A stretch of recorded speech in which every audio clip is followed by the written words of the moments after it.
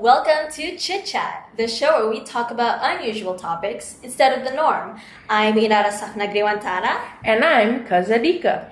And in today's first episode, we'll be discussing psychology tricks that you might have not known before. Ooh! Yeah. Now, the first item on the list is Cunningham's Law. Cunningham's Law? What's that? Is it a law made by someone who has it as their last name or something? You're somewhat correct. You see, the concept is indeed named after someone, and that is Ward Cunningham, who is the inventor of wiki software. Really? And it's also an internet slang that refers to, and I quote, a humorous law of internet forums. So, what does it say? What is it about? It states that the best way to get the best answer on the internet is to not ask a question, but rather it's to post the wrong answer. Okay, that sounds kind of foolish. I mean, who in their right mind would blatantly spout the wrong answers? Well, spouting the wrong answers can actually get them to reveal more information to you. What? How does that happen? Well, people are quicker to correct a wrong answer than to answer a question. After all, people like to show off their knowledge. Man, how true is that line? This can be used in your everyday life. For example, don't ask a therapist, "What do you do as a therapist?" Instead, ask them something like, "So if you're a therapist, do you just listen to other people vent their life?" This will make them eager to explain what they actually do and how it's different from what you assumed. Wow, I've never thought about all the extra information you can get by doing this. I assume you can also use this for small talks? Correct, because it shows that you are curious and interested in what they have to say. Great trick. I'll definitely start using it. All right, so moving on from that, I think it's your turn. Okay, but what you did just now really flipped me off. Get it?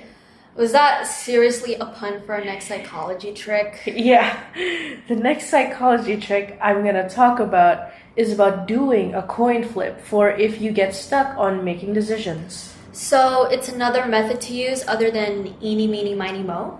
Yep. But unlike that, this method is used to help us test our intuition or our gut feeling.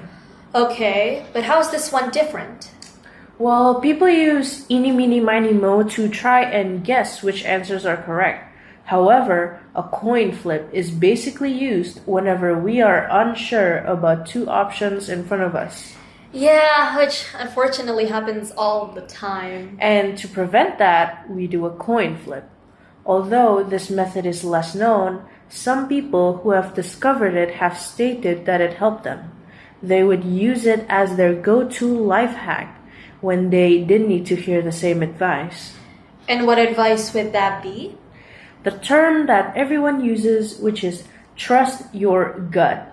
Honestly, I think that phrase has been repeated too many times that it's just lost meaning. Ugh, tell me about it. Even if I wanted to, I still have to explain how this method works. Haha, alright. Moving on from that. Care to go on? Right, so if you're torn between two decisions, flip a coin. However, the real trick is recognizing that while the coin is in the air, you often realize which outcome you truly desire. Dang, now that sounds cool. I mean, if I had known that this method existed, I would have used this a long time ago. It basically sounds like it's a Swiss Army knife of decision making or something. Surprisingly, it is. Even so, this trick isn't going to guarantee you success with future stock options, but it is going to help you know your own mind. And at the end of the day, what you feel is what matters. I wholeheartedly agree with that statement. On a more personal level, in fact. Like, it just hits hard. I know, right? So, the last on our list of psychology tricks is about the power of silence. So, Inara, what is this psychology trick about? Can you explain more? So, people know the power of silence, but not many people know how to use it effectively. There are many situations on when to use silence to give you an advantage on how to use it. I have a scenario using silence, but Diqa, do you want to explain your scenario first? Of course. So the first scenario is when someone is accusing you for something. Most people aren't confrontational and will most likely dance around confrontations, right? Yeah, I hate both confronting and getting confrontations. Yeah, so usually when someone thinks another person is lying, they will most likely say, "It's kind of weird that you said that." Or, "Really? Because I thought you were blah blah blah." Rather than directly saying, "You lied to me. Why?" So, how do you get the upper advantage when someone is accusing you? The best way is to say nothing. This will make their comment seem out of place. Then an awkward silence will follow. This will make them more nervous to continue speaking. The longer you are silent, the more their comment will seem out of place, making them think, "Am I wrong? Or were they actually telling the truth?" Wow, I'm getting nervous just thinking if I were in the accuser's shoes. It's a bit manipulative though, don't you think? Yeah, that's why I think this trick should only be used responsibly and correctly, like if the accusations were wrong. Anyways, can you explain the second scenario? Alright, so another situation where silence could be used is when someone is being mean to you. Like if someone is throwing insults at you, you just stay silent. Then, Then, when they finish talking, calmly ask them, "Is there anything else you want to say?"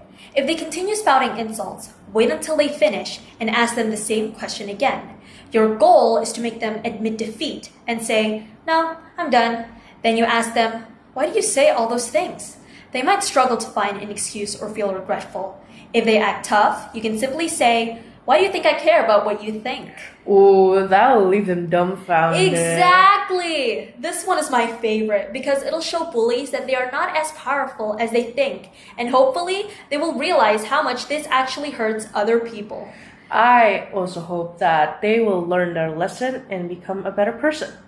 Unfortunately, I think we've reached the end of this podcast. Oh, yeah, you're right. Well, dear listeners, we hope you found it informative and enjoyable. If you have any questions or comments, please don't hesitate to reach out to us. Until next time, take care and have a great day. Goodbye. Bye!